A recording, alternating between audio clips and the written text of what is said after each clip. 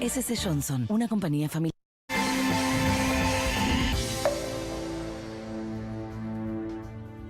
Representan el 70% del Producto Bruto Interno de Argentina y el 40% del Producto Bruto Interno de Argentina y el 70% del empleo en la Argentina. Hablamos de las pymes. Estamos con Daniel Rosato, el presidente de Industriales Pymes Argentinos. Muchísimas gracias, Daniel, por estar aquí. Bueno, muchas gracias. ¿Cuántas pymes hay en Argentina en este momento? Bueno, en este momento pymes industriales manufactureras son Sí. 58.800 pymes Sí. a nivel nacional, que estas generan más de 1.100.000 puestos de trabajo. Es decir, en el último año, por ejemplo, nuestra gran preocupación es que han cerrado aproximadamente unas 2.000 pymes industriales manufactureras solamente, ¿no? Y se han perdido 51.000 puestos de trabajo. 50.000. Había una discusión cuando usted se refiere a pymes manufactureras, ¿de qué está hablando? ¿De qué tipo Estamos hablando de industrias? pymes manufactureras, se refiere a toda fabricante de bienes, productores de alimentos, textiles, calzado, todos los rubros Bien. que hace la industria manufacturera, ¿Y que pymes- producen, y que pymes dan de- valor agregado. ¿Y pymes de servicios? ¿Cuántas ahí tiene presente ese número? Bueno, no, pymes de servicios es mucho menor, estamos hablando del 25-30%. Ajá, ajá. Si yo lo que hablo es nada más, nosotros representamos el IPA Claro. a la industria manufacturera. Hubo una discusión acerca de qué significaba que una pyme estuviera cerrada, que dejó de hacer aportes, que dejó de pagar impuestos, pero sigue produciendo igual. La definición de ustedes de pyme cerrada, ¿cuál es? Bueno, nosotros la pyme cerrada, cuando cierra una pyme, cierra en muchos casos, producto de un embargo. La pyme cuando se le embarga no puede hacerle frente, digamos, a la situación, queda fuera de sistema. Ya no produce ni en negro ni en blanco. Exactamente. Eso es así. No, y de alguna otra manera, la pyme cuando queda fuera de sistema pasa a producir en negro. Claro. Es decir, por eso es que nuestro reclamo era de darle la posibilidad a una pyme de frenar los embargos para, en este momento de crisis, dar la posibilidad que pueda, digamos, seguir adelante ante un plan de financiamiento, como ha hecho el gobierno, que ha dado un plan de financiamiento. Sí. El problema que tenemos del sector industrial es que estamos en medio de una crisis donde la pyme está produciendo el 50% de su capacidad instalada, o algo menos en estos momentos. Entonces, eso no le permite generar como para pagar deudas. Claro. Es decir, las pymes que fueron embargadas tienen deudas con multas y intereses del 4,5 y 5,5%. Sí. Entonces eso hace en suma millonaria que les es muy difícil afrontar. Sí. Daniel, ¿esas deudas son con la AFIP por no pagar impuestos o son con proveedores? No, estas deudas por lo general vienen de la AFIP, por no poder cumplir con sus obligaciones fiscales, impositivas. Claro. Entonces se las embargan. Deudas con proveedores sí, lógicamente, es producto. La que está viendo es producto de la situación, de la crisis actual. Hay un tema muy importante que nosotros fuimos planteando que tiene que ver con el consumo. Es decir, ¿cuál es el problema que tenemos en la Argentina? Que el consumo viene cayendo. Claro. ¿Por qué? Por la falta de poder adquisitivo de los trabajadores. Entonces eso repercute en forma directa en el sector industrial manufacturero. Cuando escuchamos que los supermercados caen las ventas un 15%, es porque la pyme industrial produce y vende un 15% menos. Claro. Entonces, ahí, sumado eso, la falta de financiamiento, que nosotros en los bancos para vender un cheque tenemos un 75-80% la venta de cheque, esto hace inviable realmente. Es muy difícil poder pensar en cómo producir, comprar materia prima, pagar salarios. Entonces, Daniel te está mencionando, enumerando muchísima información muy valiosa. En principio, usted decía que en promedio hay un 50% de capacidad ociosa en las pymes por el parate productivo que se está produciendo. De alguna manera, si la economía se reactivara, ¿necesitarían inversión de infraestructura, de maquinarias para empezar a producir más o con poner en marcha ese 50% de capacidad ociosa alcanza para activar la producción? Bueno, sin ninguna duda que siempre una pyme, las inversiones en el sector industrial son permanentes.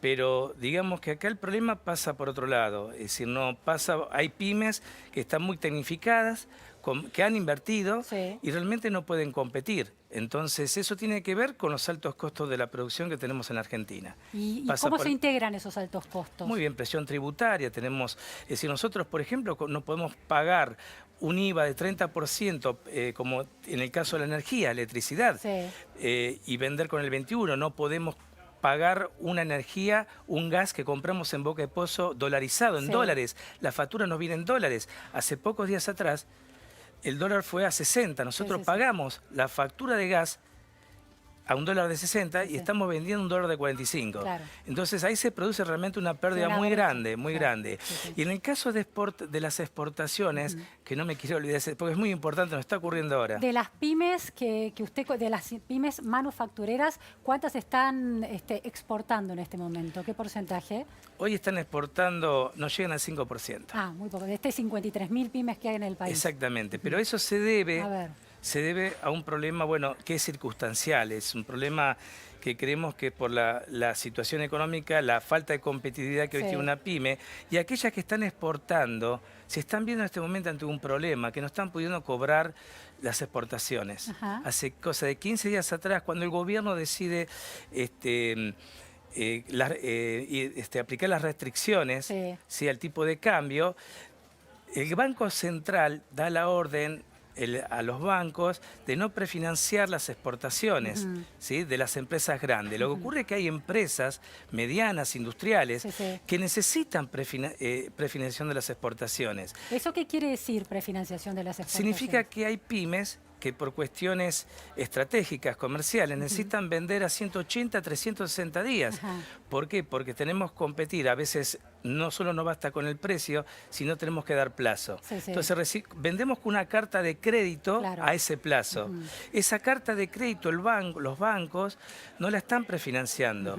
Y quienes prefinancian la están prefinanciando a un interés realmente prohibitivo. A veces ustedes le presentan al banco, tengo esta venta que se va y el pago se va a concretar en 3 meses, en 180 días. Entonces el banco, mientras tanto, lo financia a ustedes para poder cumplir con ese pedido. Claro, en este momento... Eso está frenado. En este momento, Claro. por la restricción del Banco Central, están frenadas. ¿Pero qué está pasando?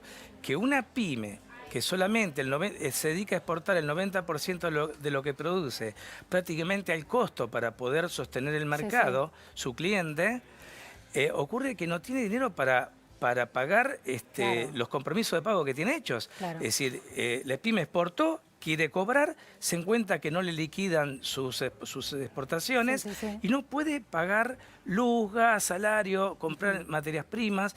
Entonces estamos frente a un gran problema que justamente le estamos pidiendo al gobierno que lo resuelva en forma inmediata, porque si no, esto va a traer un gran problema en la rotura de cadena de pago.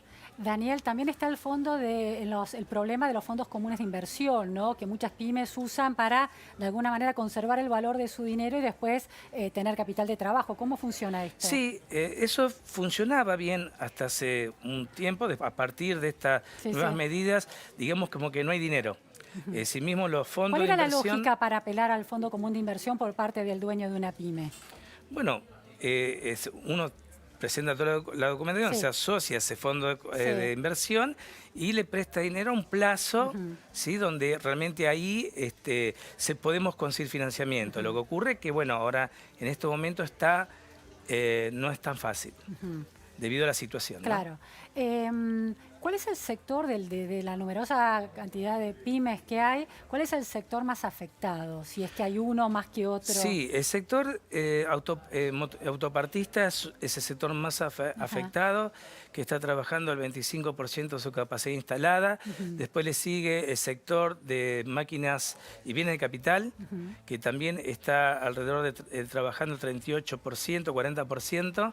Y después sigue el sector calzado, el sector textil, sector del plástico. Digamos, el sector que mejor funciona hoy, que está funcionando, es el sector de petrolero, el sector de refinación, ¿no? Sí, sí, sí. El sector energético. El sector energético, Es ¿a el cuánta capacidad está trabajando hoy? Prácticamente está arriba del 70%. Es el mejor sector y le sigue el sector de alimentos, papel, y después ya viene cayendo el resto de los sectores, están todos en negativo. Los sectores que tienen que ver en esa cadena de producción que es el agro, ese sistema, ¿no?, que se va ramificando, los sectores pymes que tienen que ver con eso, ¿están un poquito más vigorosos que otros? Esos sectores sí también están funcionando. digamos que son los sectores que mejor están funcionando, lo Por que están relacionados al agroindustrial, ¿no? Claro, claro. Agroindustrial, sí. Claro. ¿Y a qué capacidad están funcionando? Bueno, ellos están funcionando arriba del 60%. Claro, es decir, es interesante, ¿no? Estos datos, porque los dos sectores que tienen que ver con ese desarrollo estratégico sobre el que el gobierno, por ejemplo, Vaca Muerta, ha puesto tanto foco, o el agro, que es digamos, el sector exportador más pujante y que sigue siendo pujante a pesar de la crisis, esos sectores están están impactados, pero no tanto como los sectores que dependen del consumo interno, ¿no? ¿Hay algo de eso? Sí, tiene que ver justamente con el consumo, tiene que ver como hablamos recién, con el poder adquisitivo de los trabajadores. Nosotros hace pocos días atrás, desde el IPA, llevamos una propuesta para, digamos, incentivar el consumo que tiene que ver con que el 20% de los aportes patronales vayan directamente al bolsillo del trabajador. Ah, a ver cómo es eso. Claro, digamos, nosotros pagamos por encima del 50% son aportes patronales. Muy bien. Nosotros dijimos, pues, perfecto, es decir, la situación crítica hace que a algunos sectores les sea muy difícil poder dar aumentos porque no tienen las pymes como para dar un aumento. Claro. Entonces, dado que la situación del consumo viene cayendo, dijimos, bueno, que un 20% de los aportes patronales vaya directamente por 90 días al bolsillo de los trabajadores. De esa manera vamos a incentivar, a motivar el consumo que vuelve a la pyme que produce. Entiendo. Esa es una manera, digamos, de alentar el consumo. ¿Eso ¿no? se lo plantearon al gobierno? Se lo hemos planteado a través de una nota. Lo hemos transmitido, bueno, y están, supongo, en evaluación. ¿Han hecho un cálculo de qué volumen de dinero representa ese 20% que iría directo al bolsillo del trabajador? No lo tenemos realmente calculado, pero entendemos que, bueno, que todo aporte a un trabajador saliendo, digamos, un promedio, estamos hablando de 3.000, 4.000, 5.000 pesos más, incidiría en forma realmente sustancial, ¿no? No, porque desde las arcas del Estado y desde, bueno, las jubilaciones podría argumentarse que ese dinero es necesario para alimentar el sistema. Pero no se les sacaría al ANSES, digamos, los jubilados, sino que, es decir, hay otros aportes dentro de las cargas sociales, sin tocar a los jubilados que necesitan realmente, sin afectar al sector de los jubilados, podrían ir directamente al trabajador. Eso es una lógica interesante. Y en relación a la baja de impuestos, que bueno, que usted estaba señalando, la distorsión entre el IVA que ustedes pagan y el IVA que cobran, ¿qué otros impuestos serían claves, impuestos nacionales o provinciales? Bueno, nosotros tampoco, es decir, lo que estábamos pidiendo que no vemos lógico pagar un IVA anticipado, pagar ganancias anticipadas. Nosotros pagamos el IVA cuando facturamos y no cuando lo cobramos. Entonces, todo eso realmente de alguna vez estamos financiando al Estado, pero realmente hoy en esta situación que está viviendo el sector pyme industrial, realmente es muy difícil poder solventar, digamos, bueno, esa cantidad de dinero, ¿no es cierto? Nosotros el dinero necesitamos para sostener, para comprar materias primas, para pagar salarios, que es uno de los grandes problemas que tenemos. Daniel, hay también una discusión en torno a ingresos brutos, ¿no? Un impuesto provincial. ¿Cuál es su perspectiva en Bueno, nosotros creemos, también es otro de los temas que nosotros venimos planteando. No puede ser que paguemos ingresos brutos 3 veces, se triplique en cada provincia que va nuestra mercadería, nos hacen pagar ingresos brutos. Entonces, prácticamente eso hace realmente, encarece los costos de nuestro producto y hace que no seamos competitivos. El costo que incide el ingreso bruto es muy importante dentro bueno, de nuestro costo, ¿no? Claro, hay una gran puja entre el poder de las provincias, el federalismo en Argentina, el Estado Nacional que está cobrando otros impuestos, bueno, como cada uno tiene una responsabilidad política. Nosotros tenemos el gran problema en la Argentina cuando hablamos de presión tributaria que tenemos que ponernos a nivel internacional. Y para ponernos a nivel internacional y competir a nivel internacional, tenemos que bajar un 30% los impuestos.